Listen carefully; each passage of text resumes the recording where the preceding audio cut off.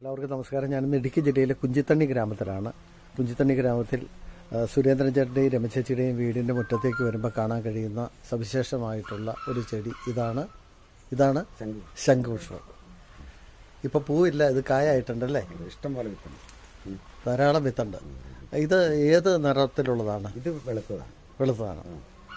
വെളുത്തതല്ലാതെ നമുക്ക് നീലയുണ്ട്. അപ്പോൾ നീലയും വെള്ളയും ഉണ്ട്. ഇതിൻ്റെ ഒരു ഗുണം എന്താണ്? രക്തം ശുദ്ധീകരിക്കാൻ അതിൻ്റെ ഇലയിൽ എന്നാന്നൊരു പൂവ് ഇട്ട സമയം തിളപ്പിച്ച് വെള്ളം കുടിച്ചാൽ വളരെ നല്ലതെന്ന് പറഞ്ഞു. രക്തശുദ്ധീകരണത്തിന്, ചൂട് കുറയ്ക്കാനൊക്കെ വളരെ നല്ലതെന്നാണ് അനുഭവസ്ഥർ പറയുന്നത്. ഈ വിത്തുകളൊക്കെ നമുക്ക് കായ്കളാക്കാൻ വീണ്ടും മുളപ്പിക്കാൻ പറ്റുമോ? സാധിക്കും. പയർ മുളയ്ക്കുന്ന തന്നെ മുളച്ചു വരും. അപ്പോൾ ഇവിടെ ഈ വീടിൻ്റെ ചുറ്റുവട്ടത്തിൽ പലയിടത്തായിട്ട് ഇത് വെള്ളയും ഉണ്ട്, അതോടൊപ്പം തന്നെ നമുക്ക് നീലയും കൂടി ഒന്ന് കാണാം. ഇതാണ് നീലശംഖുപുഷ്പം. അപ്പോൾ ഇതിവിടെ പൂവ് കാണാനുണ്ടല്ലേ?